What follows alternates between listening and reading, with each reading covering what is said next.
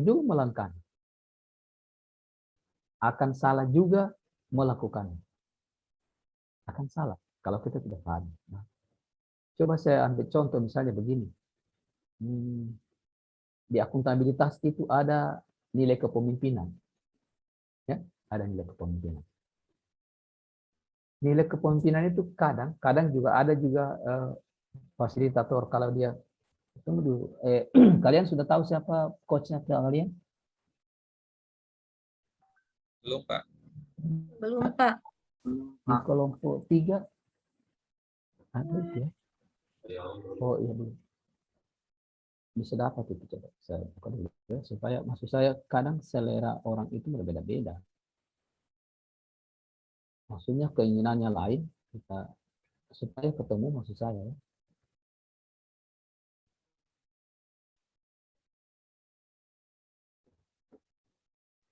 Ada jadwal dan kita. Tidak ada.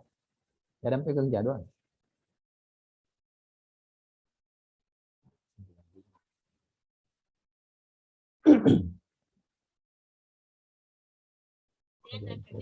Ibu Isna, Pak.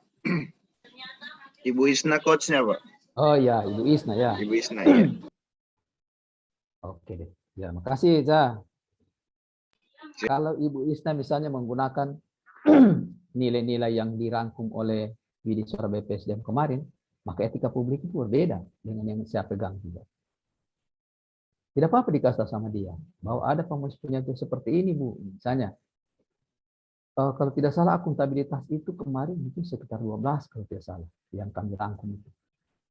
Tapi karena saya kemarin bukan pengampunya itu, maka saya tidak paham betul, tidak perhatikan betul.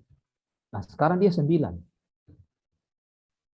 itu. Begitu juga etika publik. Etika publik itu kebetulan saya juga pengampunya, saya tahu persis bahwa itu hanya 8 nilai. Waktu kami rangkum ini, tapi ini dari pusat di download ini. Kita peroleh dasar sama Om Google. Kita download itu penerapan, itu link ya, penerapan nilai-nilai dasar profesi ASN. Dapat itu. Nah, kalau itu dapat, maka kalau saya gunakan ini. Nah, kalau misalnya Ibu Isna misalnya arahkan ke etika publik itu yang ke nilai 8, tidak apa-apa juga. Jujur, tanggung jawab, ada juga tanggung jawab di situ. Adil, sopan, gitu. Integritas, ya. Ada 8 itu nilai di situ. Nah, tidak apa-apa digunakan itu. Yang penting itu terkait semua. Yang penting relevansinya. Nah, di pendalaman ini kita harus menginternalisasi nilai itu ke dalam diri kita. Kita paham betul bahwa ini yang relevan terhadap tahapan kegiatan saya ini. Oh, gitu ya. Misalnya Pak Herman Diko, dia punya tahapan kegiatan, katakan dia menyiapkan bahan apa ya? Bahan, atau dia misalnya membuat RPP. Nah, kalau tahapannya dia itu misalnya mengumpulkan bahan pembuatan RPP. Maka saat dia mengumpul itu, dia kan bisa sendiri. Dan ingat ya, yang mengaktualisasikan itu adalah kita. Bukan siswa, bukan teman guru, bukan kepala sekolah, bukan orang tua murid, bukan organisasi lain, tapi kita. Kita sendiri yang melakukan itu, yang melaksanakan itu. Melaksanakan kegiatan kita yang mengaktualisasikan nilai itu. Ya. Aktualisasi dinyatakan, dilakukan, diterapkan, diimplementasikan, itu aktualisasi. Nah, kita, jadi ketika kita melaksanakan di tahapan itu, kita tahu, oh ini nilai ini, oh ini nilai ini. Kita paham, kita tahu, sehingga ekspresi kita itu langsung muncul dia. Oh ternyata nilai ini. Ya, kan seperti saya contohkan tadi si Herman Diko, tidak mungkin dia misalnya ketika dia masih sendiri mengumpulkan bahan untuk persiapan pembuatan RPP, tidak mungkin dia misalnya kerjasama. Nanti dia mungkin kan kerjasama dengan siapa dia? Oke lah, mungkin sedikit terkait. Kalau pas dia ada kerjasama di mana? Padahal yang susunkan dia sendiri. Nah, begitu kira-kira memperhatikan nilai itu dan mengaitkan serta bagaimana relevansinya itu. Ya, karena Nilai itu ada banyak, sehingga kita harus baca betul. Ya. Apa yang dibaca dulu? Lihat indikatornya. Di tanggung jawab akuntabilitas lain juga maknanya. Di tanggung jawab etika publik lain juga maknanya. Lain juga sasarannya.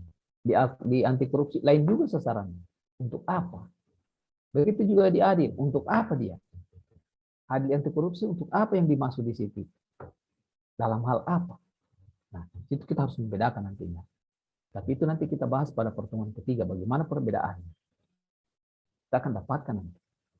Nanti sebelum kita nanti umpan balik, saya hanya ingin mengajak kita pada umpan balik itu kita putar film yang saya bilang itu, film pendeknya itu atau berupa video ya, yang diputar kemudian dinarasikan. Itu kita bahas nanti. Tapi di pendalaman ini coba kita nilai itu. Coba kita cari kenapa sampai sama seperti itu. Di mana perbedaannya ya? Supaya kita bisa membedakan nanti ketika kita menyusun rancangan kita itu, di tahapan kita sudah tahu, oh ini tidak cocok dia di tanggung jawab akuntabilitas, tidak cocok. Kira-kira seperti itu kita memaknai atau memahami tentang nilai itu. Gitu. Ya. Jadi nilai itu sangat berarti buat kita pahami supaya dalam tahapan kegiatan kita bisa memberi yang betul-betul relevan. Begitu. Oke, baik. Di pertemuan kita ini saya tetap seperti kita pertemuan pertama. Kita kan sudah lewati yang namanya MOC atau belajar mandiri ya, tentang apa itu etika publik itu. Kita ke etika publik dulu, baru nanti sebentar kalau kita rasa sudah bisa kita pahami etika publik itu, kita pindah ke komitmen mutu. Setelah komitmen mutu, kita bisa ke anti korupsi.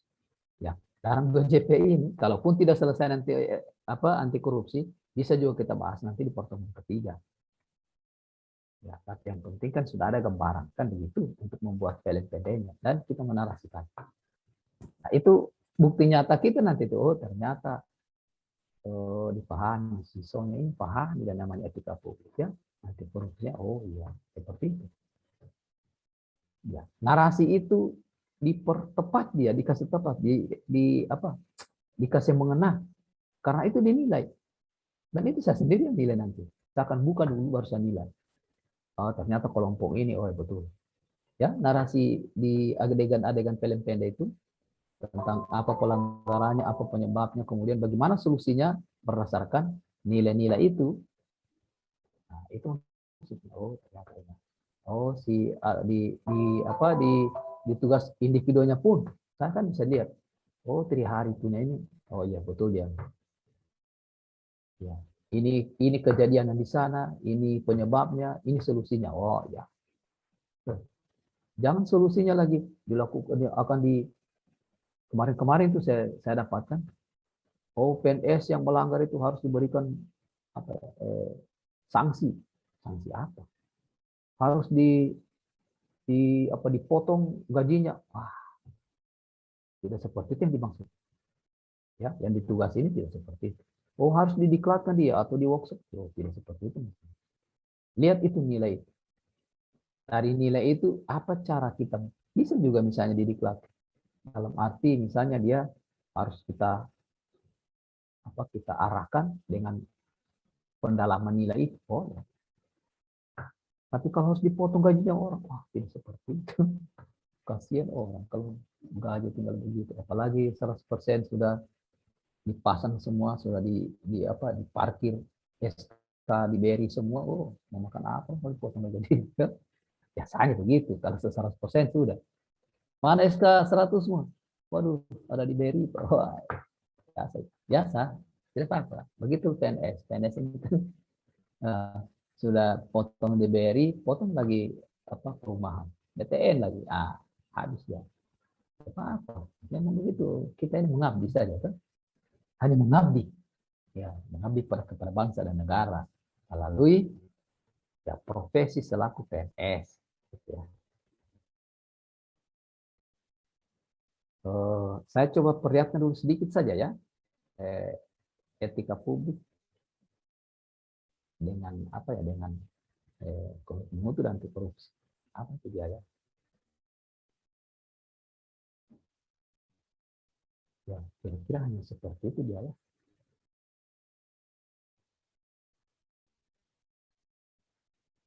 Seperti itu kira-kira. Etika publik ya, etika bentuk-bentuk kode etik dan implikasinya, ya bentuk-bentuk kode etik. Kita kan punya kode etik semua ya, di Undang-Undang Nomor 5 2014 itu ada kode etik kita ya. Ilustrasi penerapan etika publik ya, ilustrasinya kita harus memperlihatkan bagaimana ya untuk mempraktekkan atau menerapkan etika publik itu. Nah, sekarang sebentar nanti kita kan bisa tahu apa itu etika publik itu.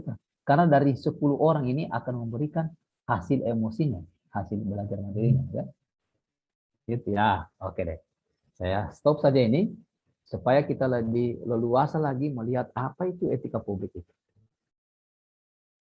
Kalau bisa tidak perlu saya tunjuk lagi. Unjuk tangan saja.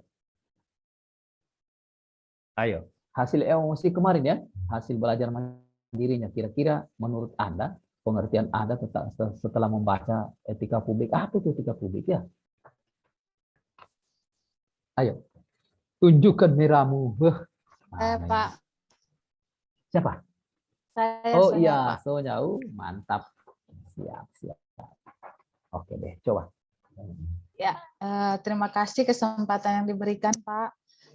Kalau etika publik yaitu refleksi tentang standar atau norma yang menentukan baik buruk, benar salah, perilaku, tindakan dan kebijakan publik dalam rangka menjalankan tanggung jawab pelayanan publik.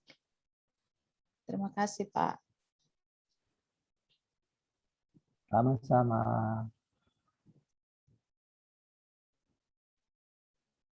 Dalam rangka melakukan pelayanan publik ya.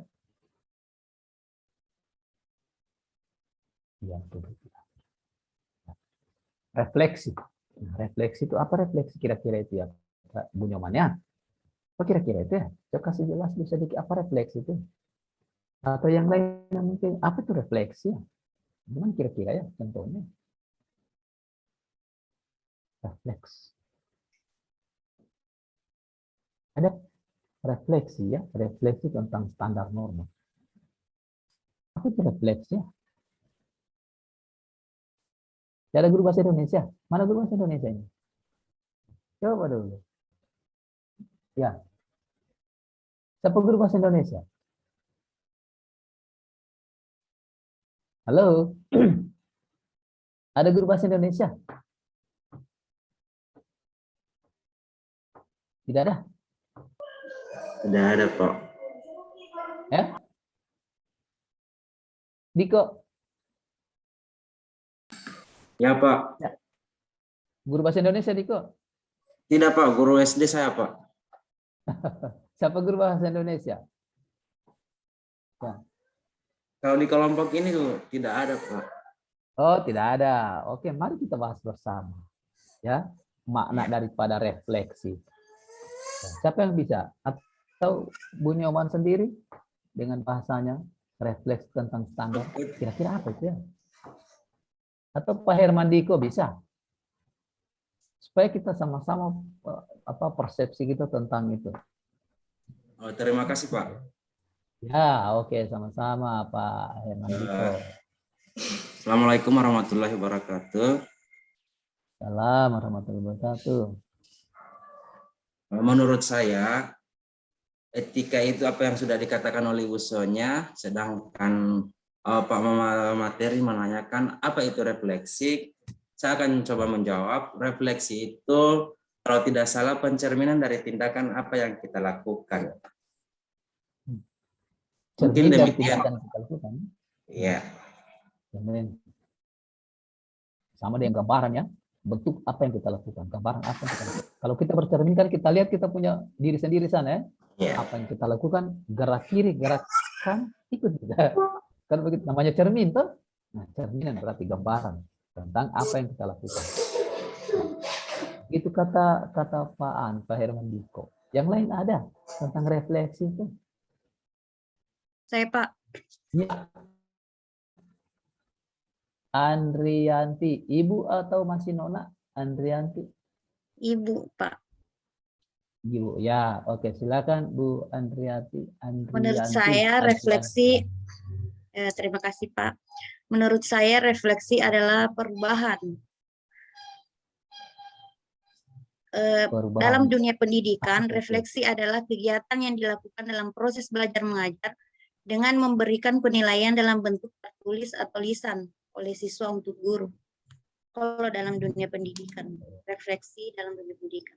Terima kasih Pak. Oh, ya, sama-sama responsibilitasnya ya, kira-kira begitu ya, responnya siswa atau murid ya, ya bisa juga.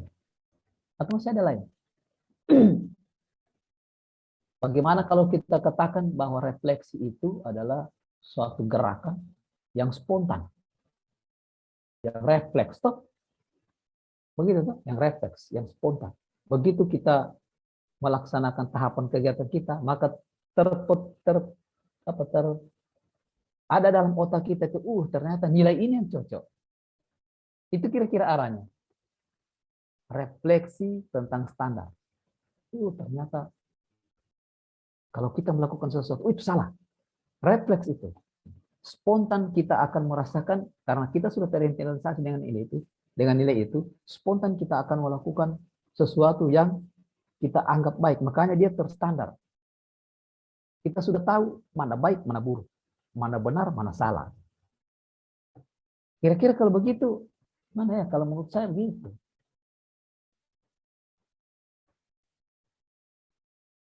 Ya, jadi betul itu bahwa kalau Sonya katakan itu refleksi tentang standar norma.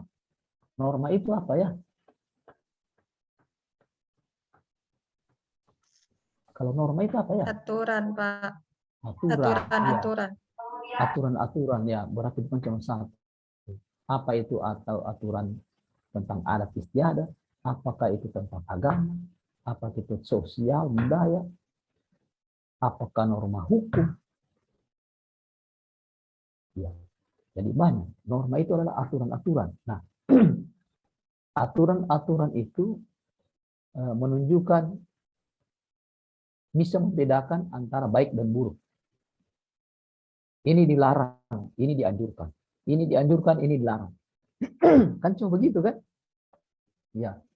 Jadi berarti kalau seperti itu, etika publik itu refleksi tentang standar dari aturan-aturan. Ya, baik, buruk, benar, salah, besar kecil pun boleh ya. Ya, mudah-mudahan kalau Pak Herman Diko tahu itu besar, bagaimana besar, bagaimana kecil. Ya, gitu ya, dalam rangka melakukan pelayanan publik. Kata Sonya begitu, dalam rangka. Nah, ingat bahwa kita ini ujung-ujungnya adalah pelayanan publik karena kita pelayan publik. Jadi yang kita tuju itu adalah pelayanan publik karena kita adalah pelayan. Publik itu masyarakat kan? Ya. Norma itu menunjukkan sesuatu hal yang menjadi ukuran. Nah, ketika sesuatu itu yang kita tahu bahwa ini baik, kita tahu bahwa ini buruk, maka refleks dari diri kita akan tahu tentang itu. Oh, ini baik, ini buruk. Ini benar, ini salah. Dalam melakukan kegiatan pelayanan. Ya, itulah etika publik mungkin ya. Saya kira seperti itu ya. Bisa mengetahui tentang ukuran berdasarkan norma. Norma itu banyak ya. Norma agama. Ukuran agama, wah itu salah. Norma sosial, itu menurut masyarakat, sekelompok masyarakat, yang mungkin dia pegang adat istiadat yang kental di sana, itu salah. Oh itu benar. Tetapi ingat ya, adat istiadat setempat itu tidak sama dengan tempat lain. Dan dia tidak bisa diterapkan secara nasional. Bisa. Tidak boleh. Karena adat istiadat itu berlakunya hanya sekelompok orang, apakah satu kelurahan, satu desa, atau satu kecamatan, bisa saja. Mereka akui adat itu adalah kebiasaan-kebiasaan ya, yang diakui oleh sekelompok orang. Sekelompok. Jangankan kelompok yang ada di masyarakat itu yang mungkin lebih dari 20 atau lebih dari 10, kelompok rumah tangga pun dia bisa bikin aturannya sendiri. Bisa. Apa kira-kira contohnya? Misalnya, Ibu Adrianti ini kan sudah berkeluarga ya, sudah ya. Ya, kalau dia sudah punya anak, mungkin katakanlah anak sudah berumur, misalnya, hanya contoh saja, sudah berumur 11 tahun atau sudah 6 tahun katakan, sudah bisa jalan sendiri, sudah bisa keluar sendiri. Dia harus bikin aturannya sendiri. Dan orang dalam rumah itu pasti tahu, akui itu. Mau 3 orang, mau 4 orang, akui itu. Karena kebiasaan-kebiasaan yang dianggap, oh ini tidak boleh dalam lingkungan. Maka tidak boleh dilakukan. Ketika dia lakukan, mungkin ada sanksinya. Dia mau cambuk ya, dia mau marah ya. Iya, ada sanksi. Adat itu ada sanksinya. Diberi sanksi dia. Coba kalau di kampung itu kalau ada perbuatan yang tidak senonoh dilakukan, maka dia diberikan sanksi. Tanggung-tanggung dia sanksinya. Apalagi di Toraja sana, aduh, 1 ekor kerbau berapa puluh juta itu 1 ekor kerbau. Kalau satu kampung itu ya. Begitu kira-kira. Jadi norma yang berlaku itu punya ukuran. Ada ukuran. Norma agama diukur. Kalau orang tidak sholat, pasti akan dicaci maki atau dikesampingkan atau dicemooh oleh orang lain. Ya, kalau dalam norma agama, karena dia dituntut untuk melaksanakan ibadah. Ketika waktu sholat datang, orang kan tidak mungkin lagi misalnya mau ribut-ribut. Tidak pernah ada kegiatan pesta misalnya tidak berhenti-berhenti. Nah, orang di situ pasti ya tidak suka. Ya, karena norma agama. Ya, seperti itu ya. Nah, jadi itu berarti refleksi. Kita spontan akan kita tahu ini tidak boleh, ini boleh, ini yang benar, ini yang salah. Ya, itu menurut Sonya ya. Baru Sonya itu ditambah lagi dengan Pak Diko, Herman Diko dan Adrianti. Ya, yang lain? Ayo. Apa itu? Saya, Pak. Oke.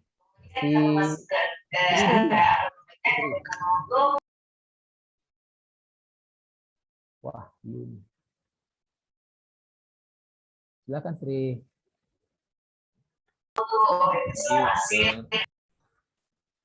Jadi menurut saya Pak, terima kasih, etika publik itu adalah Tri ya, Tri. Iya Pak. Habis Tri ya, habis Sri ya. Iya Pak. Ya, oke silakan Tri. Ya, jadi menurut saya etika publik itu bagaimana suatu tindakan hal yang menjembatani antara norma moral dan tindakan aktual.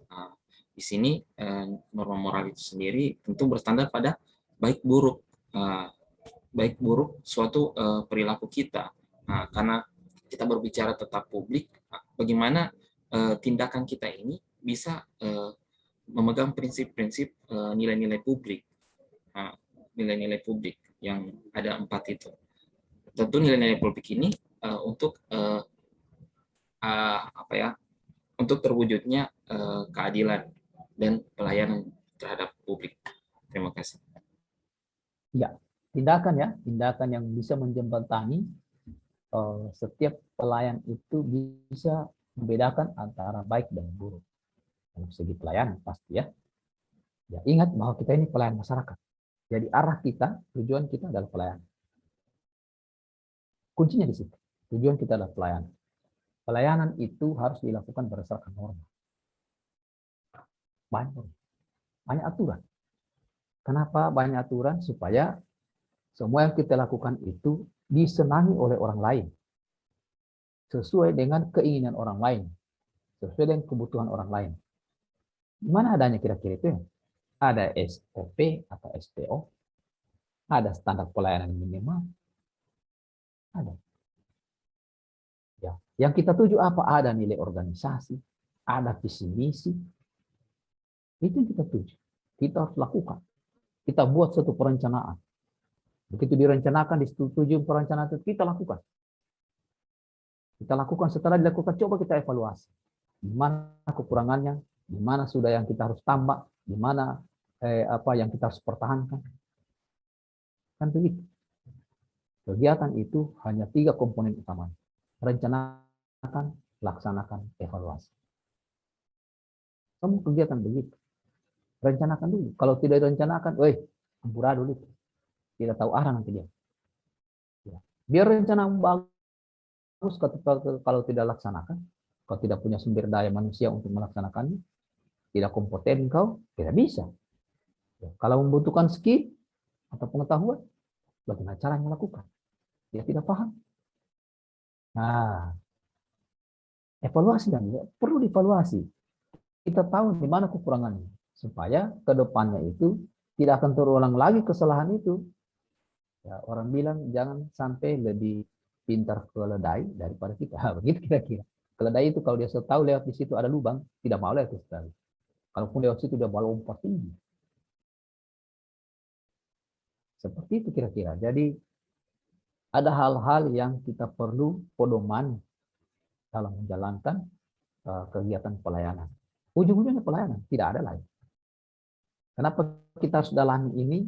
Supaya terrefleksi dalam diri kita. Ini nilai yang saya tahu. Ini nilai yang saya harus aktualisasikan dalam pelayanan. Ini tidak boleh, ini boleh. Apalagi namanya KKN, hindari itu. Nah, saya kira seperti itu. Nanti kita coba bahas nanti, mungkin sedikit saja nanti sebentar anti korupsi. Sama. Kira-kira seperti itu. Jadi ada hal-hal yang kita lakukan dalam pelayanan itu tidak boleh tidak ada dasarnya.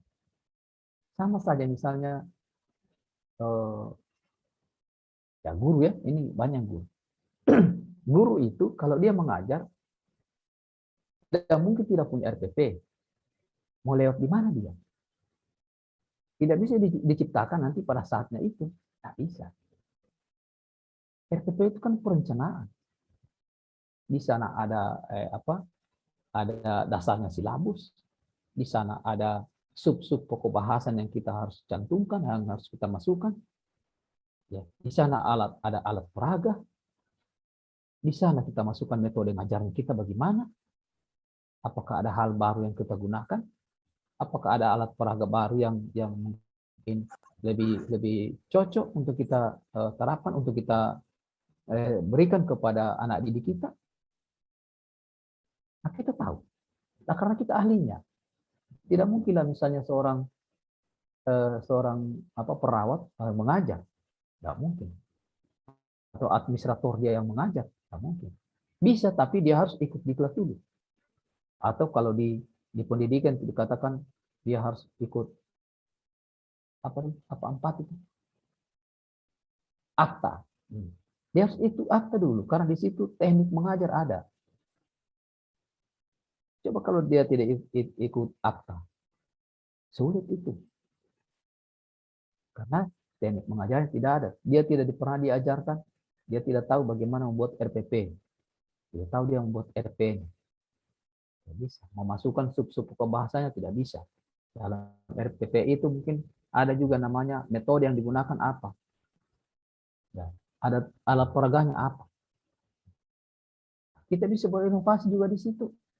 Misalnya, ketika kita mau mengajar itu, ada hal baru. Tapi kayaknya ini hal baru yang tidak membuat bosan ada peserta didik, tidak membuat kantong kita rawe, maksudnya tidak membutuhkan anggaran. Saya kemarin, saya lupa di mana ya, Morowali atau apa, atau Bali, seorang guru. Dia sudah di Parigi Motong, kalau salah. Dia sudah selesai kemarin. Begitu dia mau ajukan rancangannya, apa dia mau bikin di RPP-nya, salah satu masukan dalam RPP-nya itu tentang alat peraga. Apa alat peraganya? Biji jagung. Karena dia guru SD. Biji jagung. Dia tidak pakai beli apa? Kolereng. Karena kolereng kan dibeli. Butuh dana. Dia pakai biji jagung. Sederhana, murah, tapi menarik bagi anak-anak. Ya, coba bayangkan itu. Kalau keahlian kita di sini. Kita spontan, kita tahu, ini bagus ya. Inovasi itu bukan nanti yang modern-modern, tidak. Inovasi itu adalah hal baru dan bermanfaat. Itu inovasi, hal baru. Baru kita terapkan di kelas itu. Baru, belum pernah diterapkan. Ya, itu inovasi. Karena kita melihat posisi anak-anak, mereka ini kan yang mudah mereka dapatkan. Ayo, besok matematika ya, bawa, ya, masing-masing bawa 20 biji jagung. Bukan 20 tongkol, tapi 20 biji. Kalau 20 tongkol itu bahaya punya. Jangan-jangan itu sudah diambil 20 biji satu orang, tongkol-tongkol lain dia bawa di rumah. Apalagi kalau dia pelihara ayam, kan? Nah, untunglah dia tuh, kan begitu. Tidak bisa juga begitu. Jangan, itu merugikan orang tua siswa itu. Kalau dia beli, nah bahaya. Biji jagung saja. Coba, menarik. Dan tidak membahayakan anak-anak. Kalau mungkin batu, walaupun kecil, tapi mungkin bisa berbahaya. Ya, mungkin ada, kalau dia tidak cuci, mungkin ada kotoran di situ. Tapi kalau jagung kan tidak. Matematika dia bilang. Nah, itu kan satu hal yang spontan dari kita untuk mengeluarkan ide sendiri yang kita gunakan sendiri. Spontan itu karena kita tahu nilai. Kita ini pelayan masyarakat. Apa yang saya beri yang bagus ya. Nah, ada juga misalnya dalam metode mengajarnya bukan cuma itu saja. Ya, dia tidak lagi berdiri di papan. Tapi dia gunakan ada LCD ini atau ada yang infokus. Lebih saya gunakan itu saja. Nah, lebih menarik. Apalagi sudah kelas-kelas 4, 5, 6 itu atau mungkin di SMP dia sudah makan menarik kan. Atau bisa juga dia gunakan misalnya kalau jarak jauh pakai HP. Ada. Cuma sekarang ini sudah ada tatap muka. Walaupun ada tatap muka, tapi kalau tetap kita gunakan HP untuk menambah pengetahuannya lagi, mungkin sekarang mungkin cuma 3 kali seminggu. Nah, sementara yang kita kejar itu, yang kita harus targetkan itu adalah mungkin sampai 10 bahasan terakhir supaya dia paham, dia tahu. Tapi kalau dalam waktu itu tidak bisa kita lakukan, bisa saja kita mungkin kunjungi ke rumahnya. Bisa saja kita mungkin melalui virtual. Atau bisa saja kita misalnya melalui video. Ya, tolong ya, diperhatikan ini ya. Bisa. Kenapa tidak? Banyak hal-hal yang kita gunakan. Tapi kenapa itu? Itu adalah pelayanan kepada pelanggan kita. Pelayanan. Terekspresi dari kita. Muncul satu kaligus. Dan tidak lari dari norma. Kita tidak melanggar norma. Ya. Tindakan yang menjembatani. Jembatan tindakan kita menjembatani untuk mengetahui baik dan buruk dalam pelayanan. Oke, itu Trihari. Sri Wahyuni tadi sudah hidup dia punya, sudah on dia punya. Kecewa nanti dia kalau tidak kasih kesempatan. Ayo Sri. Ya Pak, terima kasih. Menurut saya etika publik adalah pencerminan tentang norma yang menentukan benar atau salah, baik dan buruk perilaku, tindakan dengan tujuan menjalankan tanggung jawabnya sebagai pelayan masyarakat. Ya. Cerminan norma ya. Cermin tergambar bahwa kita itu akan mengikuti norma yang ada. Tentang benar salah. Ya. Tentang tingkah laku kita. Benarkah salah? Kita yang tahu. Tidak ada orang lain yang tahu kalau kita yang melakukan. Nanti tergambar pada saat kita melakukan. Kalau kita mau berniat melakukan, belum ada orang tahu. hati kita itu mungkin barangkali kalau ada yang psikolog ya, mungkin dia bisa baca kita punya langkah, dia bisa baca kita punya gerak, bisa saja. Tapi itu kan hanya dalam reka-reka saja, hanya dia terka-terka apa? Mungkin dia karena ilmu psikologinya ada sama dia. Oh si Herman ini, waduh jangan-jangan dia begini, jangan begini. Pasti jangan-jangan dia, tidak pasti.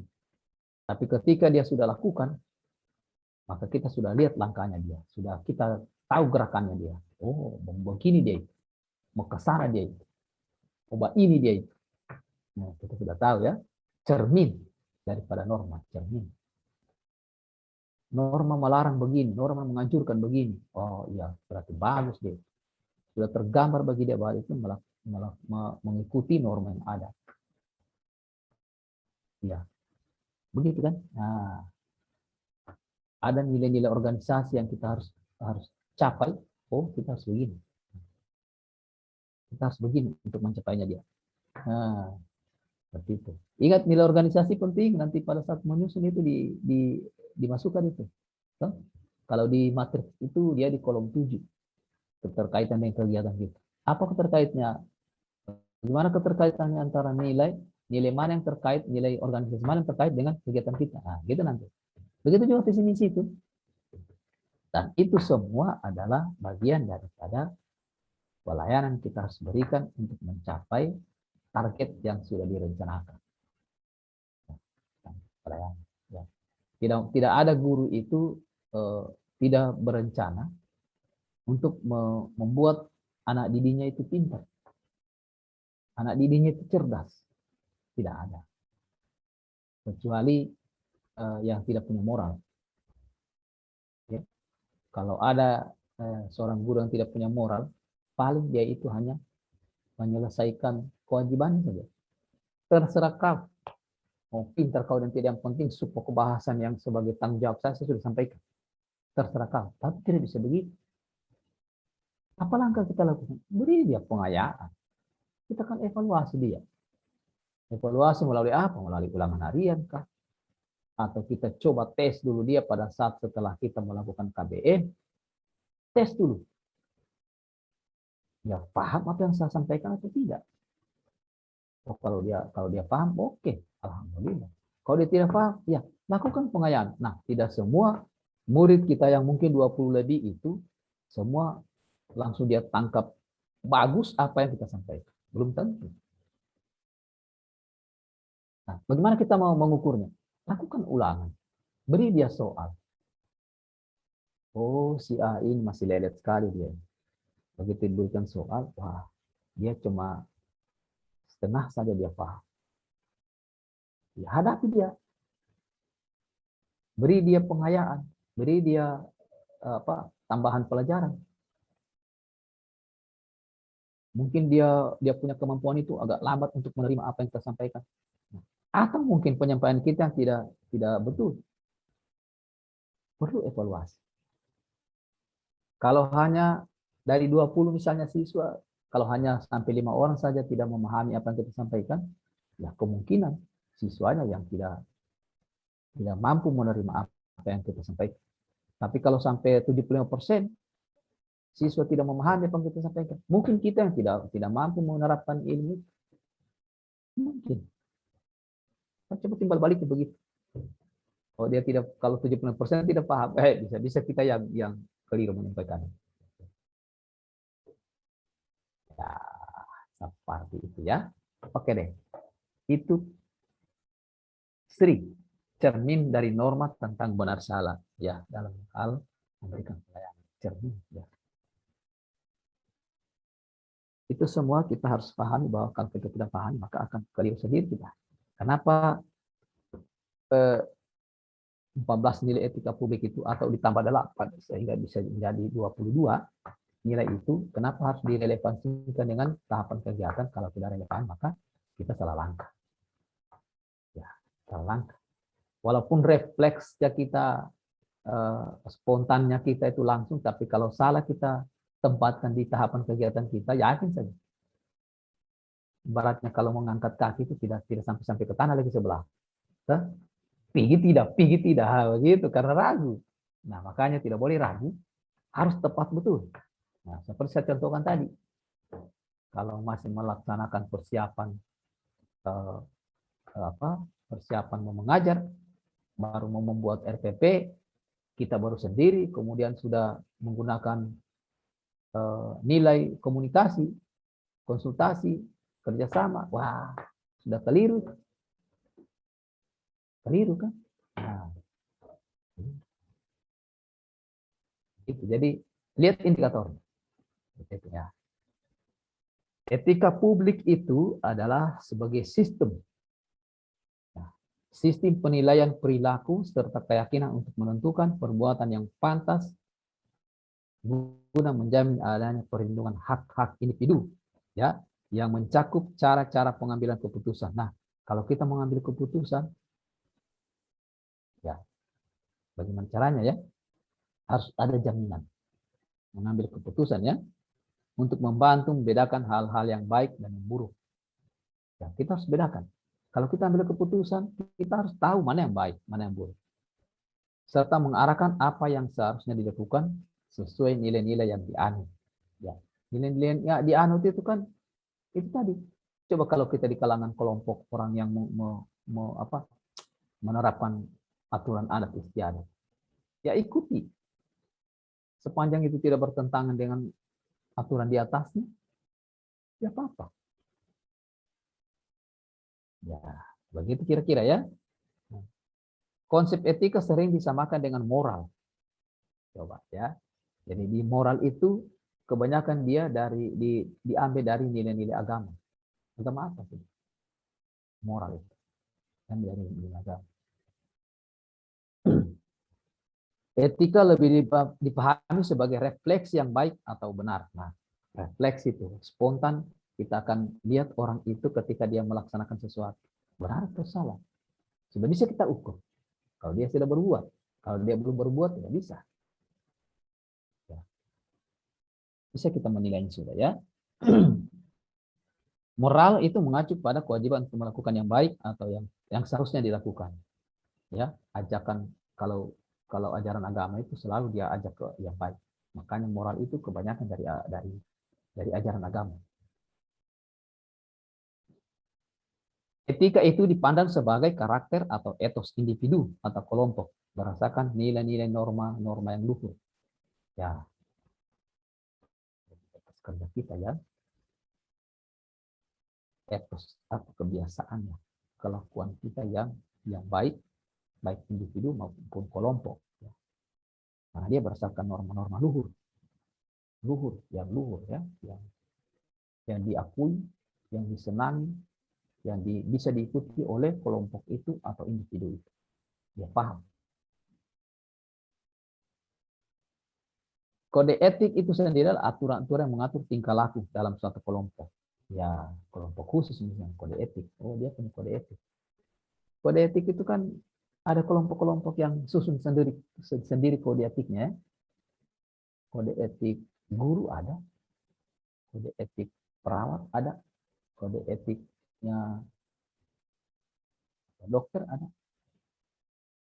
kode etik. Jadi dia berpedoman kepada itu. Ketika dia melakukan sesuatu, dia berpedoman kepada itu. Ya, gitu kira-kira ya. Masih ada lagi? Saya tunggu karena ini baru 3 orang. Tadi yang Herman Diko sama Adrianti itu baru menjawab pertanyaan refleksi ya.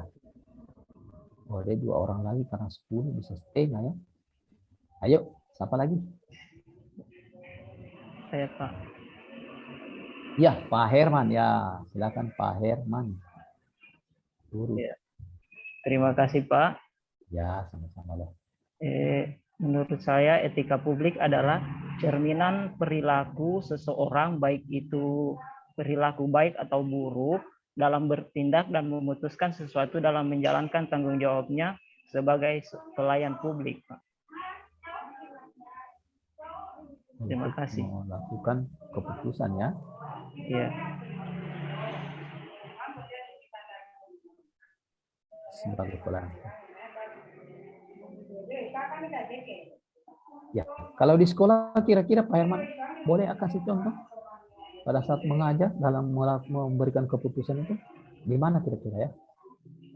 Ya, misalnya Gimana dalam keberadaannya? memberikan nilai kepada anak-anak harus disesuaikan juga dengan apa yang menjadi realita di sekolah. Misalnya kalau anak yang kurang mengikuti pelajaran harus juga diberikan nilai yang sesuai dengan apa yang dia lakukan. Ya. Kita harus memutuskan ya. Ya. Buatlah keputusan yang betul-betul mengayomi. Ya. Iya. Ya. Cerminan perilaku baik buruk untuk melakukan keputusan sebagai pelayan publik ya. Kita tahu ini si A ini nilainya rendah. Ya, kita beli rendah, tapi ada tindakan-tindakan tindak lanjutnya supaya dia itu minimal menyamai temannya. Tidak melebihi temannya, minimal menyamai temannya. Pengetahuan atau pemahamannya setelah kita berikan pelajaran. Ya, minimal seperti itu. Ada tindak lanjut yang kita harus lakukan kepada dia. Kita harus putuskan itu. Berdasarkan norma, berdasarkan moral yang kita miliki, kita harus lakukan itu. Karena kita adalah pelayan publik. Melayani mereka itu sampai mereka itu bisa cerdas. Melayani mereka itu sampai mereka itu ketika nanti dibutuhkan oleh negara ini, dia bisa melakukan sesuatu yang bermanfaat bagi negara. Bisa berkontribusi terhadap kebutuhan yang mau dilakukan oleh negara. Ya.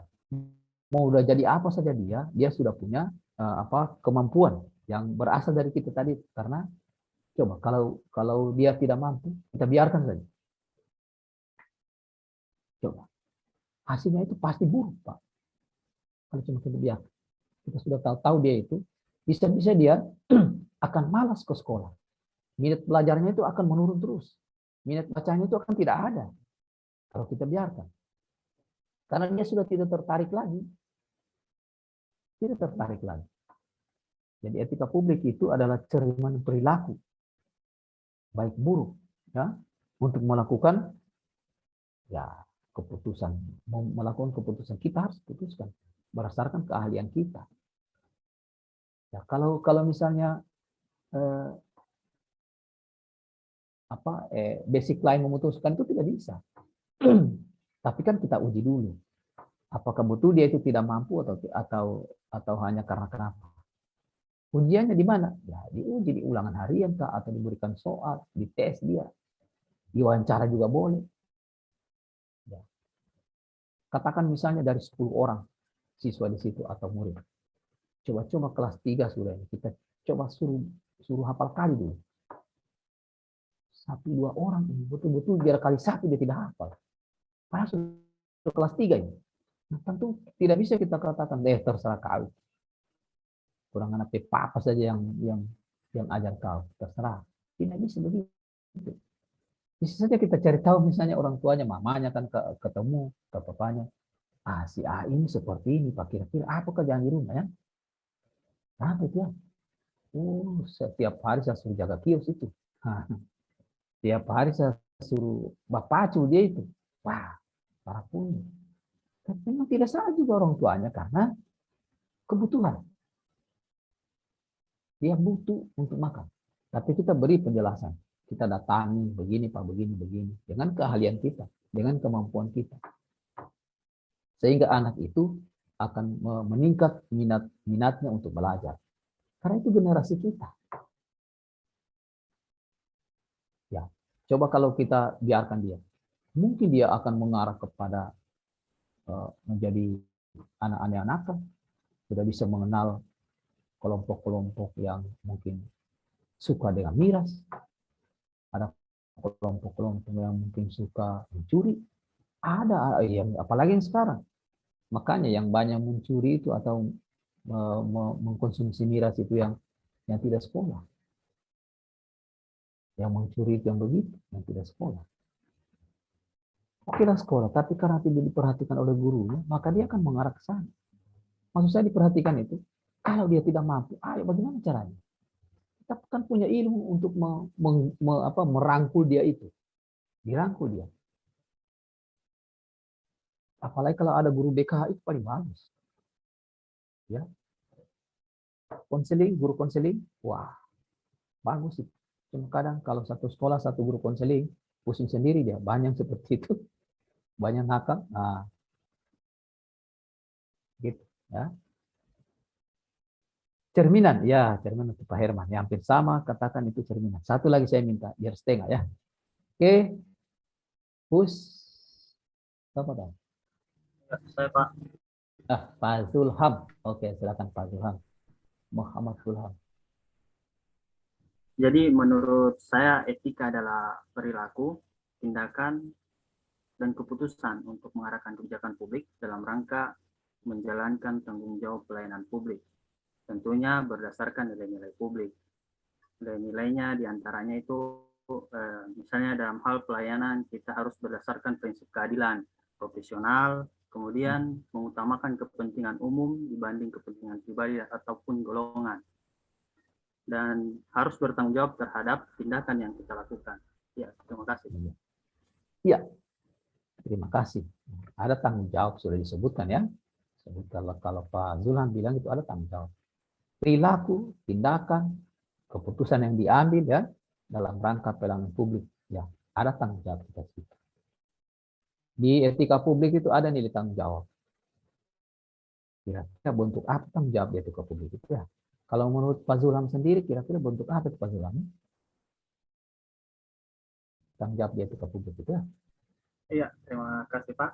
Kalau menurut saya Pak, misalnya contoh kasusnya, saya kan sebagai pengawas jalan dan jembatan. Ya. Kemudian sebelum kegiatan ini, saya itu ditugaskan oleh atasan untuk mengawasi satu pekerjaan fisik. Ya. Nah, kemudian ada beberapa hal itu yang masalah-masalah yang terjadi di lokasi, memang harus ada keputusan yang kita buat. Kemudian dalam membuat keputusan itu, kita harus mengutamakan kepentingan umum. Tidak bisa kita mengutamakan kepentingan rekanan kita, karena tujuan dari pekerjaan yang kita lakukan ini adalah untuk publik dan digunakan untuk publik seperti itu. Ya, terima kasih. Ya. Digunakan untuk publik ya. Di tanggung jawab itu kalau etika publik tentu menyangkut publik ya. Bagaimana kita mempertanggungjawabkan kinerja kita atau pekerjaan kita di publik. Kalau itu dijelaskan Pak Zulham tadi, mungkin bagian daripada akuntabilitas. Harus kita paham, harus kita tahu, harus ilmunya ada sama kita untuk melakukan sesuatu itu. Kita bisa rencanakan yang tidak merusak, yang tidak bertentangan dengan publik. Itu mungkin di akuntabilitas. Tanggung jawab kita di situ. Tapi tanggung jawab etika publik itu apa kira-kira ya? Ya. Kalau kita melaksanakan sesuatu, maka tidak bisa tidak dicatat. Tidak bisa. Makanya kalau yang namanya, kalau nanti di agenda 4 ya, rancangan dan laporan itu seperti begini. Lakukan apa yang kau tulis apa yang kau lakukan. Begini. Lakukan apa yang kau tulis. Apa yang kau tulis itu rencana. Ya, lakukan itu. Setelah kita mengaktualisasikan, tulis apa yang kau lakukan. Jadilah laporan. Begitu. Kalau kita catat semua apa yang kita lakukan, maka kita rangkum setelah kita melakukan sesuai dengan jadwal, itulah laporan. Kita narasikan pada tanggal sekian saya melakukan ini berdasarkan rancangan tadi. Yang direncanakan itu berapa kegiatan. Pada tanggal sekian saya dengan di sini di tempat ini saya melakukan ini. Nah, itulah laporan. Maka laporan itulah pertanggungjawaban kepada publik. Coba kalau kita tahu, misalnya Bupati Bol. Bupati Bol itu paling dia marah kita kalau salah. Karena itu saya punya bos dulu. Pak Dokter itu. Bos saya di Undata dulu. Banyak orangnya kasih menangis. Tapi betul sama dia. Ya. Kalau orang salah dia marah, dia berteriakan. Itulah Pak Rudi ya. Dokter Rudi. Mantap beliau itu. Tapi jenius. Aku jenius beliau itu. Bupati itu melaporkan kinerja pemerintah daerah kepada anggota legislatif setiap tahun. Dari mana? Dari kita. Tindakan apapun kita lakukan harus kita lapor. Mulai dari laporan harian, masuk pada laporan bulanan, masuk pada laporan tahunan. Saudara 10 ini mungkin tidak ada yang jabatan fungsional umum. Semua fungsional tertentu kayaknya. Mungkin Pak Zulam juga begitu. Ya. Apalagi guru. Iya, Pak. Ya. Nah, guru itu kan dia harus naik pangkatnya itu berdasarkan angka kredit. Harus punya laporan. Tidak bisa tidak. Setiap hari dia catat. Itu laporan juga namanya. Dia catat apa yang dia berikan pada saat ini. Dia catat. Sampai di rumah dia catat. Atau sebelum keluar sekolah dia catat. Yang dilakukan pada saat ini. 1 bulan rangkum dia itu. Jadi laporan bulanan. Begitu 1 tahun dari laporan bulanan ke laporan bulanan, 12 bulan, dirangkum lagi jadi laporan tahunan. Begitu seterusnya. Begitu tahun berikut, bikin lagi begitu. Sampai 2 tahun itu akan dihitung. Ajukan kepada tim penilai angka kredit. Kalau sudah memenuhi standar untuk menaikkan pangkat, ajukan untuk naik pangkat. Itu enaknya di fungsional tertentu atau fungsional khusus. Guru, dokter, perawat. Fungsional khusus. Tidak ada. Makanya guru itu cepat naik pangkatnya daripada tenaga administrasi. Tenaga administrasi itu 4 tahun baru naik pangkat. Itu gunanya laporan. Tapi laporan bukan laporan fiktif. Ya, kita dituntut ya. Tindakan, keputusan. Buat keputusan ya. Harus kita putuskan bahwa ini yang kita lakukan. Dalam rangka pelayanan publik ya. Nah, tanggung jawab di etika publik itu mempertanggungjawabkan apa yang kita lakukan. Melalui apa? Laporan. Sama dengan ikut ini. Pertanggungjawabkan kau punya tindakan yang 1 bulan nanti. Bentuknya apa? Laporan. Laporan, aktualisasi, nilai dasar, profesi, SSN. Kita narasikan, kita catat di situ. Pada tahapan kegiatan ini saya melakukan misalnya membuat RPP atau menyiapkan silabus, saya aktualisasikan nilai ini. Iya, kelihatan kan? Makanya kalau di Lasar ini kalau saya menguji, saya suruh praktek. Ayo, saya muridmu. Kalau saya selaku penguji, saya muridmu, mentormu, muridmu.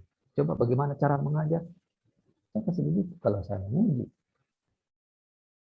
Iya, supaya kelihatan betul, oh betul dia ini. Dia paham tentang nilai itu. Bisa dia implementasikan, bisa dia aktualisasikan.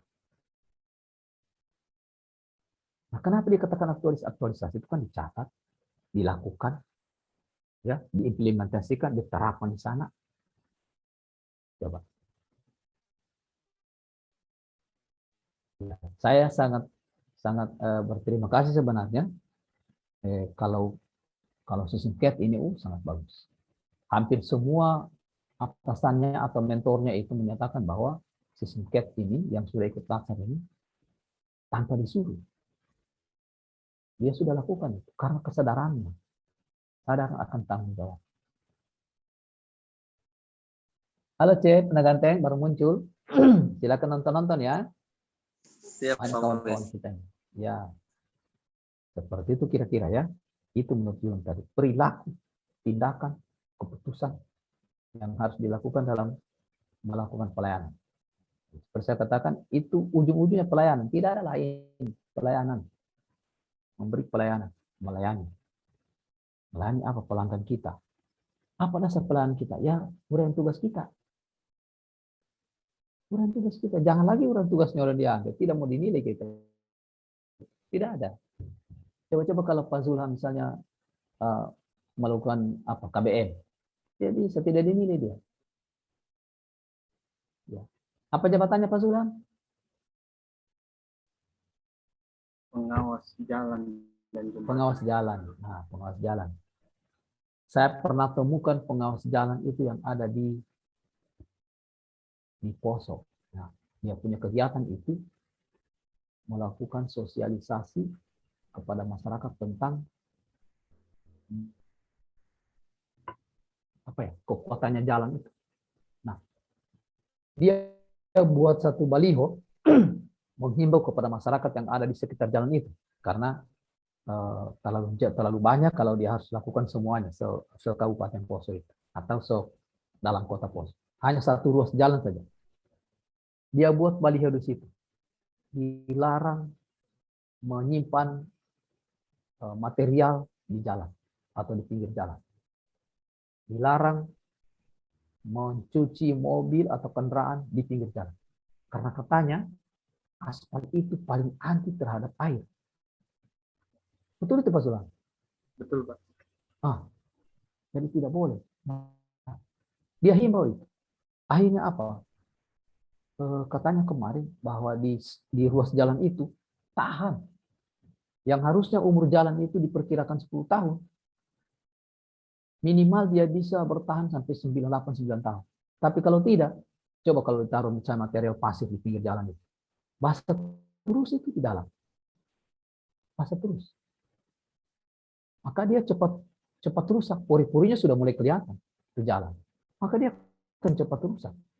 Yang tadinya umurnya diperkirakan 8 sampai 9 tahun, bahkan 10 tahun, dia 5 tahun sudah rusak. Karena kelalaian kita. Tapi kelalaian kita di mana? Kita tidak himbau masyarakat di sekitar itu. Nah, kelalaian kita. Itu segi pelayanan oleh Pak Zulham ini.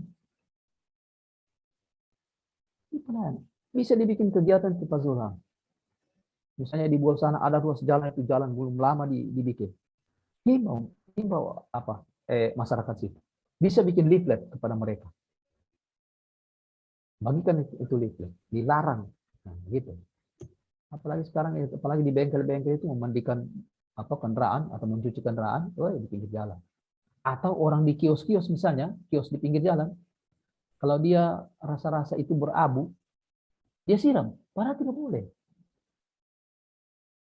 Tak boleh disiram ke jalan.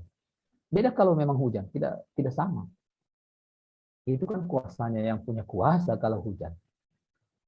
Sudah diperkirakan melalui melalui ahlinya di Dorong Pak Zulham ini. Tidak sama kalau disiram. Ada yang siram amat. Tadinya umurnya sampai 9 tahun, ya 4 tahun, 5 tahun sudah pori-porinya sudah buka sudah. Tapelah sedikit-sedikit itu aspal yang batu sudah pergi sudah, berlubang sudah. Nah, yang gunakan kita, bukan orang lain. Itu kegiatannya Pak Zulham. Boleh dinaikkan itu, diangkat itu Pak Zulham. Sosialisasi kepada masyarakat tentang pemeliharaan jalan. Gitu. Karena beliau pengawas. Nah, coba-coba kalau dia mengajar, tidak bisa, Pak. Atau misalnya Ibu Adrianti, misalnya mau pengawas jalan, tidak bisa. Ya, tidak bisa. Bukan tidak bisa karena dia perempuan, bukan ahlinya dia. Jadi keputusan diambil itu harus berdasarkan keahlian kita. Ya, seperti Pak Zulham katakan tadi itu, perilaku, tindakan, keputusan. Keputusan tidak bisa berdasarkan berdasarkan keahlian kita. Harus bisa mengenal. Karena kita yang olah. Kita yang akan mengukur. Ya, ukuran di kita. Ukuran baik buruknya di kita, karena kita ahlinya. Tidak mungkin Pak Zulham misalnya dimintakan tolong oleh Ibu Andrianti untuk bikin RPP itu, mana mungkin dia bisa? Tidak bisa. Tidak mungkin bisa Pak Zulham bikin RPP. Iya, 1 tahun belum tentu dia bisa. Kecuali dia bertanya dulu baru belajar. Nah, bisa. Itu pun tidak semaksimal apa yang mau dibuat oleh Ibu Andrianti tentang RPP. Tidak sama. Malah dia pikir apa alat peraganya yang cocok, metode mengajarnya apa, silabusnya yang bagaimana, ya, referensi yang mendukungnya apa, waktunya berapa. Tapi kalau Adrianti sendiri atau Ibu Rafia sendiri bisa, karena memang dia sekolahnya di sini. Dan saya kira selain Pak Zulham, kita baru tahu bahwa anti utamanya aspal itu jalan, air. Iya Pak Zulham ya?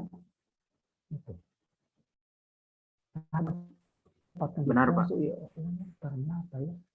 Ya, ternyata seperti itu. Makanya 9 orang selain Pak Zulham, 10 dan saya, himbau masyarakat itu kalau ada menampung material khususnya pasir atau tanah di pinggir jalan. cepat rusak jalan. Karena dia air mengendap di situ. Iya Pak Sulam, ya? Betul. Ya. Iya, betul, Pak. Ya. Bahkan kayu pun itu air tetap ada di situ. Ya. Akhirnya coba kalau ada kayu atau apa di situ yang menutupi aspal, coba buka. Pori-pori aspal itu terbuka. Nah, himbau itu Pak Sulam. Kalau bisa kau angkat itu. Biar cuma satu ruas jalan saja. Misalnya jalan apa saja di bawah situ. Yang masih baru apa sifatnya ya, supaya dia bisa tahan lama. Anda pasti berhasil. Anda pasti berhasil. Oke, itu 5 orang. Ya, kita ke komitmen mutu dulu. Komitmen mutu. Yang 5 lagi coba kasih dulu apa hasil emosi tentang komitmen mutu. Komitmen mutu. Dan saya sampaikan ya, siapan memang kita punya kita punya film pendek ya, atau video nanti ya, supaya nanti pertemuan ketiga kita pada hari Selasa ya, tanggal 12 ya.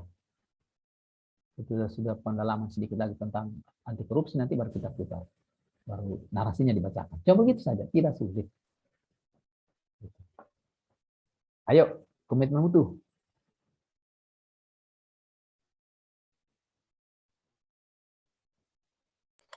Ayo. Saya Pak. Ya, silakan.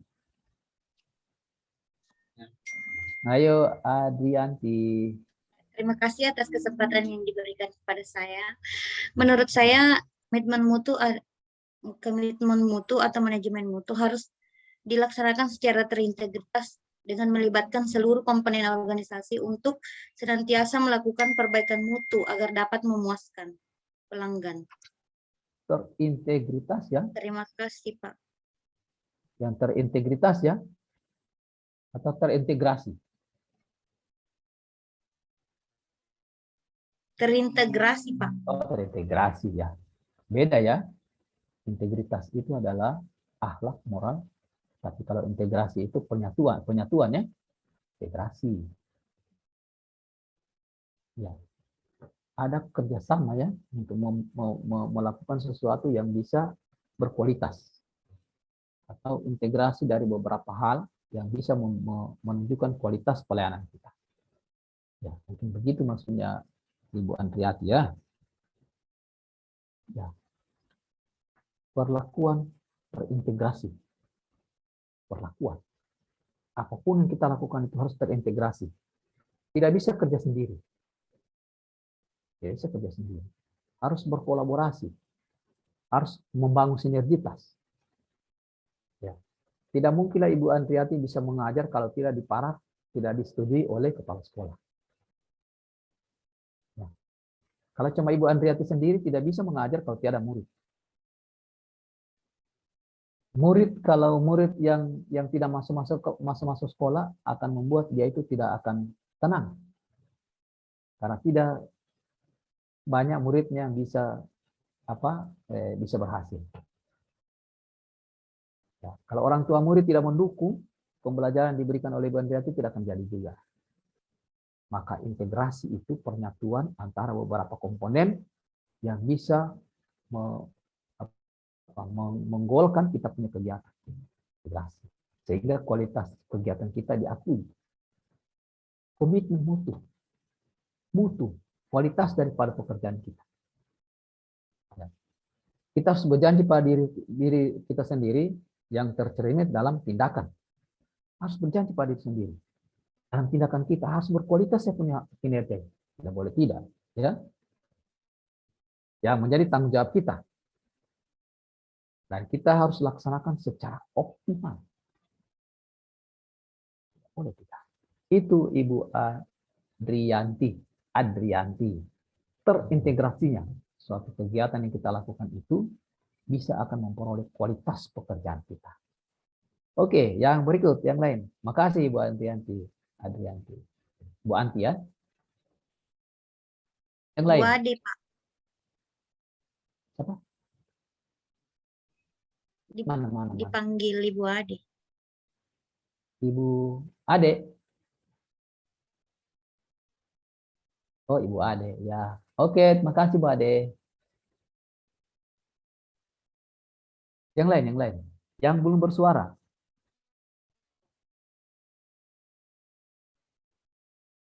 Wayan, Wayan. Please, Wayan. Ya, terima kasih Pak. Ya. Komitmen mutu merupakan suatu komitmen kerja yang bertujuan mewujudkan kepuasan masyarakat yang menerima layanan. Jadi inti dari komitmen mutu menurut saya yaitu tentang kepuasan terhadap pelayanan, baik itu berupa barang maupun jasa, Pak. Terima kasih. Iya. Komitmen. Ya, kerja. Komitmen kerja. Harus berdasarkan komitmen. Berkomitmen, ya. Komitmen itu suatu hal yang tidak boleh, tidak harus dilakukan, ya. Komitmen kerja untuk kepuasan masyarakat sebagai pelanggan kita. Kalau dia puas, maka kita akan senang. Kalau dia tidak puas, berarti dia mengamuk. Ya. Apa mengamuknya dia, walaupun dia tidak bilang, tapi dia tulis-tulis saja di kotak saran kita. Penuh kotak saran kita. Kalau ada kotak saran, ya.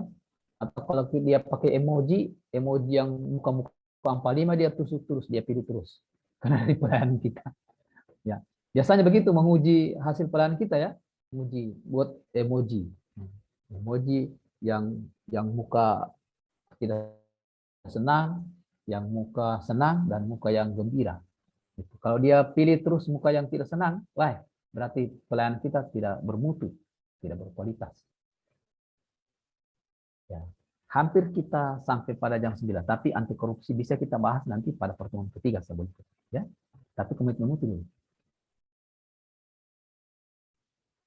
Supaya sedikit tuntas. Masih ada lagi berapa orang yang belum bersuara. Ayo komitmen mutu. Rafia, mana Rafia? Oh, ada Rafia, ya. Rafia, ayo please. Assalamualaikum warahmatullahi wabarakatuh. Menurut saya, Pak, Waalaikumsalam warahmatullahi. komitmen mutu itu kan berasal dari dua kata. Yang pertama ada komitmen, yang kedua itu mutu. Kalau komitmen ini dia artinya adalah janji. Nah, kalau mutu itu merupakan standar yang harus dicapai dalam memberikan layanan.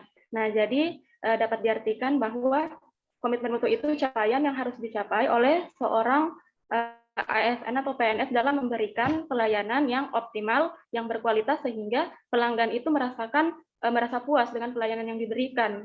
Terima kasih, Pak. Oke, terima kasih. Janji. Janji untuk melakukan kualitas pekerjaan yang berkualitas berdasarkan standar, ya, dalam pelayanan. Ya, harus terstandar. RPP itu standar. Kalau di Zulham itu SOP itu standar. SPN itu standar juga. Standar prosedur operasional atau standar operasional prosedur. Ya. Standar pelayanan minimal SPN. Ya. Gitu ya. Standar. Standar ya. Kita harus berjanji akan melaksanakannya untuk mencapai suatu mutu pekerjaan kita. Ya, seperti itu ya. Untuk pelayanan yang baik. Ya. Masih ada satu lagi. Siapa lagi yang belum? Sudah ya, Pak Hermandiko tadi saya kira sudah. Tapi masih di etika publik. Ada Pak Hermandiko? Boleh Pak Herman? Tadi baru menjawab.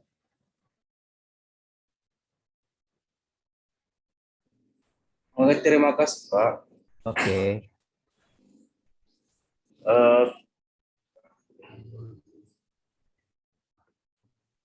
KM. Menurut saya, komitmen mutu merupakan pemahaman konsep mengenai efektivitas, efisiensi, inovasi, dan mutu penyelenggaraan pemerintah. Pemahaman tentang konsep efektif, efisien, efektivitas, inovasi, dan mutu penyelenggaraan pemerintah. Penyelenggaraan pemerintah, ya. Tentu kinerja harus bermutu. Harus efektif, harus tepat, harus efisien, harus lebih sederhana, murah, bisa terjangkau, ya, berkualitas, bermutu. Nah, Inovatif, jangan hanya itu saja. Kan gitu, Pak? Nah, inovatif. Kita pelayani cuma itu saja, tidak pernah ada perkembangan, tidak pernah ada perubahan. Tidak inovatif namanya. Akhirnya apa? Bosan. Nah, kalau seperti itu bosan orang. Ya. Guru kalau hanya alat peraganya cuma itu saja, bosan murid. Metode ngajarnya cuma itu saja, bosan murid. Harus ada inovasi, berubah-ubah, berubah-ubah. Tapi betul-betul bermanfaat dan bisa merangsang pelanggan kita atau murid yang kita ajar itu tertarik. Ya, kalau itu kita lakukan, yakin saja sekolah kita akan sekolah yang bermutu, berkinerja baik, ya, bisa bersaing dengan sekolah lain. Kenapa kayak Madani itu bisa dia dikenal bagus, jebolan-jebolan dari situ dikenal punya kualitas, ya karena dia lakukan itu. Banyak inovasi yang muncul di situ, kualitas dia jaga. Ya, seperti itu ya, jadi sangat bagus. Saya kira itu bagian daripada tanggung jawab kita. Bagian daripada tanggung jawab kita. Tidak bisa tinggal diam. Makanya di pegawai ini tidak berharap untuk kaya. Ya, untuk bisa makan oke, untuk bisa memiliki tempat tinggal oke, tapi untuk kaya tidak. Jangan bermimpi di pegawai ini jadi kaya. Tapi kita tidak akan lapar. Yang lapar itu, pegawai yang lapar itu kalau begitu 100% dihabiskan gajinya, diberi semua. Nah, apa yang makan? Makanya jangan salahkan pimpinan kita atau atasan kita biasa menahan kalau kita harus pinjam. Dia sudah hitung. Kalau masih ada 1 juta lagi gajinya tiap bulan diterima, masih boleh. Tapi kalau kurang dari situ, wah, biar beli bensin untuk transportasinya sudah bisa. Apalagi kalau sudah punya anak, sendiri saja bingung dia. Ya. Gitu ya.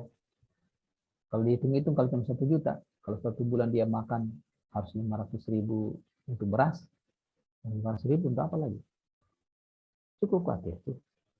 Tapi bagi orang yang punya usaha kecil-kecilan boleh. Sepanjang tidak mengganggu dinasnya. Ya, dia harus berkomitmen, berjanji. Sama seperti tadi yang dikatakan oleh Rafia, janji. Untuk membuat suatu kegiatan kita itu atau tanggung jawab kita lebih bermutu, kinerja kita bermutu, berkualitas. Nah, harus berjanji dalam diri kita. Oke deh, saya kira itu ya. Ada 4 nilai dari komitmen mutu: efektif, efisien, inovatif, dan mutu. Ya, harus berinovasi ya. Komitmen mutu merupakan tindakan untuk menghargai efektivitas, efisien, inovasi, dan kinerja yang berorientasi mutu. Nah, kinerja yang berorientasi mutu harus berkualitas. Kayaknya kita sudah lewat sedikit ya. Harus masih ada ya. 10 menit lagi, Elsa. Ada 10 menit lagi. Tidak apa-apa. Ya. 10 menit. Ya, masih ada lagi ya. Ayo, siapa lagi? Saya lagi, Pak. Iya, Risnawati ya, Risnawati. Wah, baru muncul Risnawati. Kalau menurut saya, komitmen mutu merupakan salah satu standar yang menjadi dasar untuk mengukur capaian hasil kerja dan dapat juga dijadikan sebagai alat pembeda atau pembanding dengan produk jasa sejenis lainnya. Atau pembeda ya? Ya, Pak. Standar. Standar itu dasar ya. Standar, berstandar, mendasari ya. Sebagai dasar untuk mengukur ya, hasil kerja. Dia ukur hasil kerja kita. Baik tidak? Nah, bermutu tidak? Nah, mengikuti standar tidak? Nah, mengikuti aturannya tidak? Nah, bisa.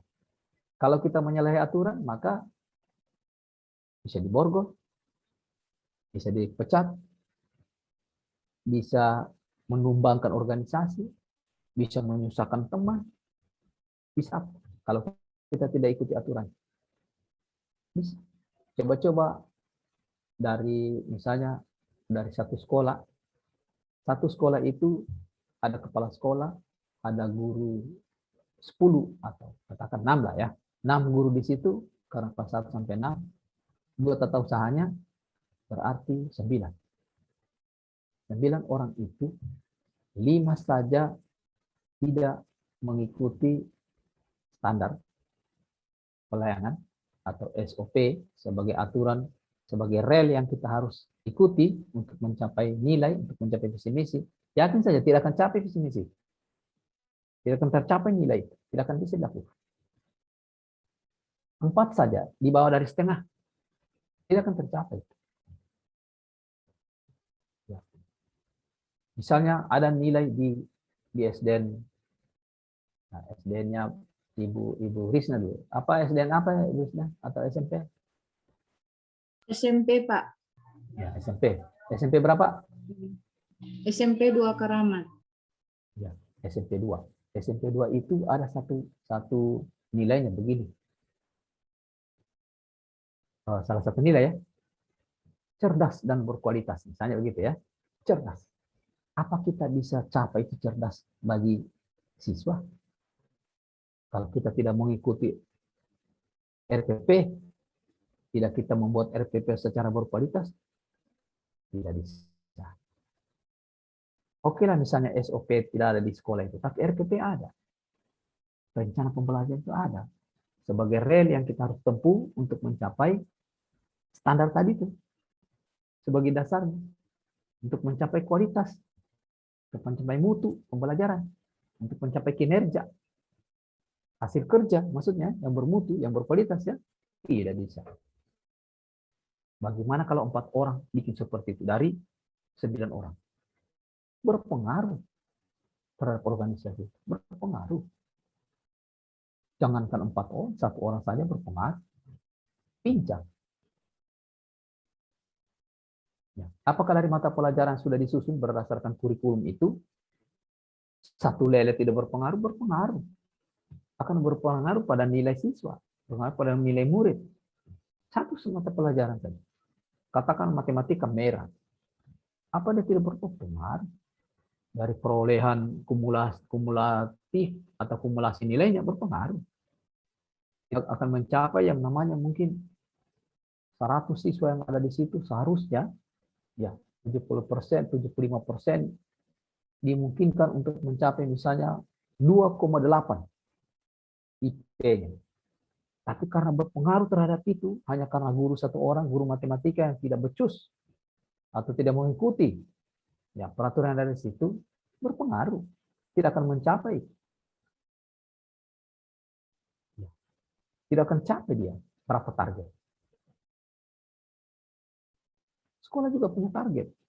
Itulah yang masuk di laporan tahunannya sekolah atau laporan semester. Ada ditargetkan. Coba tanya kepala sekolah. Laporan itulah yang jadi latar belakang nanti. Kalau mau nyusun rancangan, laporan itu yang menjadi latar belakang. Yang memunculkan isu. Nanti tunggu di agenda 4 itu. Anda pasti temukan di sana. Latar belakang itu dari laporan itu. Sehingga ada isu. Nah, jadi berkaitan kan? Ada keterkaitan antara apa yang saya sampaikan ini di komitmen mutu dengan nanti di penyusunan rencana. Berkaitan. Ya, seperti itu ya. Jadi nilai-nilai itu ada di komitmen mutu, efektif, efisien, mutu, ya, inovatif, ya diperhatikan. Terutama mutu harus berkualitas. Apa yang kita lakukan itu harus berkualitas. Karena dia akan bisa mendobrak daripada kinerja organisasi itu. Kinerja daripada individu. Ya. Kalau kinerja individu di mana kita lihat? Ya, di hasil evaluasinya anak-anak yang tidak sanggup memberikan penerapan materi pelajaran itu siapa? Guru kah atau memang murid yang tidak bisa? Ya, seperti saya gambarkan tadi, kalau hanya 5 orang mungkin muridnya, karena lebih banyak yang menerima apa yang kita berikan. Tapi kalau sampai 75%, arti kita yang keliru mereka. Begitu buat ujian, 75% tidak lulus. Dan salah. Kira serahkan murid. Kalau hanya 5, murid yang salah. Berarti ada yang mungkin pengaruh dari keluarga, pengaruh dari masyarakat, atau mungkin pengaruh karena ekonomi, atau pengaruh karena teman. Ya, mungkin itu semua. Kalau hanya 5 orang, hanya berapa persen saja. Tapi kalau 75% dari 20 murid itu, 15 orang tidak bisa menjawab apa yang terbaik. Kemungkinan besar kita yang keliru. Memberikan pelajaran. Karena mungkin kita beranggapan, sudahlah. Yang penting tanggung jawab saya selesai. Saya sudah ajak, terserah kah, mau terima atau tidak, mau bisa atau tidak, terserah. Tidak bisa begitu. Kalau yang tidak bisa kan ada jalan lain yang harus ditempuh. Ya, jadi standar sebagai dasar untuk mengukur hasil kerja atau kinerja. Kinerja itu hasil kerja. Bagus enggak? Di mana kita lihat hasil kerja? Ya itu tadi, hasil evaluasinya apa yang kita lakukan. Begitu juga misalnya Pak Zulham. Zulham di PU. Dia pengawasan jalan. Nah, dia harus awasi jalan itu. Seperti tadi. Kalau dalam begitu nanti Pak Zulham ini di aktualisasinya bersih semua jalan itu dari material. Nah, itu berhasil. Ya. Misalnya 200 rumah tangga di situ, di jalur jalan itu. Yang Pak Zulham harus jadikan sebagai kegiatan dia. Tadinya dari 200 kepala rumah tangga itu atau rumah tangga itu, tadinya ada 10 tumpukan pasir atau material lain yang ada di pinggir jalan itu. Tadinya ya. Nah, begitu dia masuk ternyata bahkan tidak ada lagi tumpukan-tumpukan. Dia berhasil 100%. Oh, masih ada tumpukan baru. Mungkin dia tidak dengar ya. Bisa ditegur. Oleh Pak Zulham. Dia berhasil. Tapi kalau dia masuk kemudian tumpukan itu tidak diangkat-angkat, cuma disetur, dia tidak berhasil. Yang tidak bisa mensosialisasikan siapa? Mungkin Pak Zulham. Tapi kalau cuma 1-2 orang, paling yang pembangkang saja. Berarti dia pembangkang. Kalau pembangkang begitu, apa solusinya ya? Ya lapor kepada ketua RT, lapor kepada lurah atau kepala desa, lapor kepada camat kalau dia tidak berdengar, sampai ke bupati. Kenapa tidak? Kalau bupati tahu yang begitu tuh, begitu masuk atasannya Pak Zulham, kepala seksinya Pak Zulham, langsung Pak Bupati, ini kita sudah tegur kepada camat ini, tapi camat tidak mau pusing yang begitu. Yang merusak jalan itu adalah tumpukan-tumpukan material yang ada di pinggir jalan. Harusnya jalan itu berumur 10 tahun baru bisa rusak. Sekarang 5 tahun sudah rusak. Mana itu orang coba bisa dia sendiri begitu. Itu kami punya empati. Agresif betul. Panjang itu kepentingan masyarakat. Nah, kita sudah dipanggil. Pak Asep sudah panggil kita. Sudah habis waktunya kita. Begitu ya. Nanti siapan.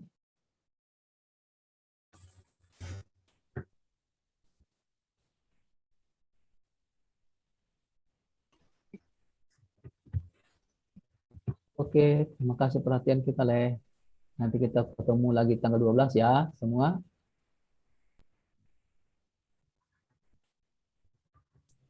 Ya, terima kasih, Pak. Oke. Silakan Esa, Asep.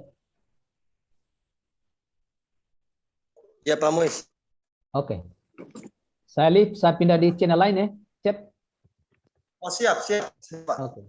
Siap, terima kasih, Pak. Ya, ada 9. Bergerak ke 96 kali ya. Siapa yang 96, Cep? 96 Rahmat. Aduh, tadi 730. Mana Rahmat? Di kantor kok, Cep? Tidak, Pak. Belum di kantor. Sedikit lagi. Iya, saya telepon dia kalau gitu. Rahmat ada di kantor ya? Iya, Pak, di kantor, Pak. Di kantor. Oke, iya. Oke ya. Kasih Cep. Siap, makasih banyak nih Pak Saya Muis. live ya. Oke. Assalamualaikum warahmatullahi wabarakatuh. Salam warahmatullahi wabarakatuh. Waalaikumsalam. Waalaikumsalam warahmatullahi wabarakatuh. Pak Reza. Warahmatullahi wabarakatuh. Pak Reza. Pak Reza yang sedang di Santika. Iya, saya Pak Cep. Pak Reza di Santika ya Pak? Kau tahu Pak Cep? Iya, saya kan lihat Bapak. Lihat di mana Pak Cep? Dari kuku Pak. Kuku? Nah. Maksudnya?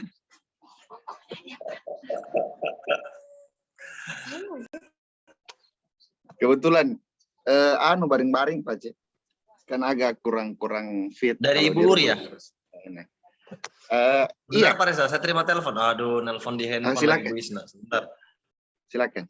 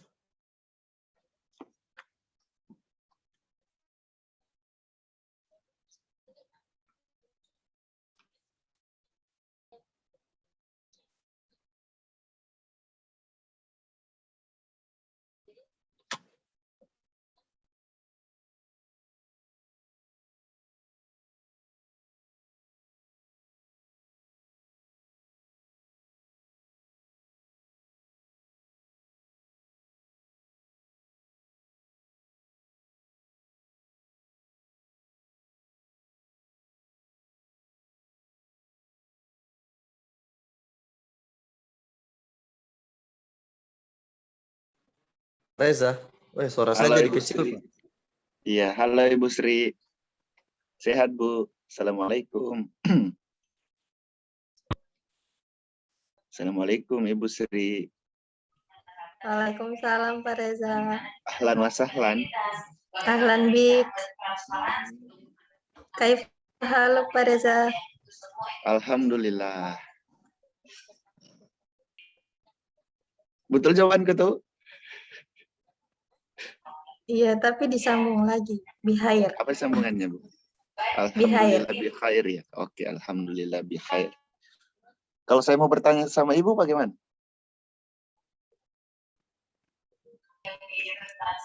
Ditanya saja Wa Anti. Oh iya, Wa Anti. Pak Reza, Ibu Kasubnya Tunggu. sudah join Pak Reza? Ya, belum. Orang belajar bahasa Arab ini.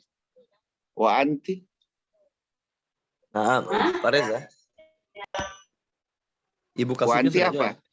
Belum. Ibu Kasubnya sudah join. Belum. Ya, tadi hubungi saya Ibu Kasub. Iya, tunggu.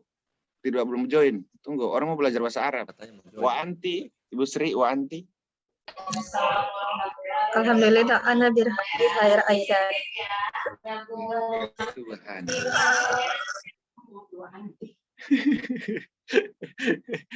Sehat-sehat semua ini Pak Reza dan kawan-kawan 95 kelompok 3. Alhamdulillah sehat Pak. Alhamdulillah sehat Pak. Alhamdulillah sehat Pak.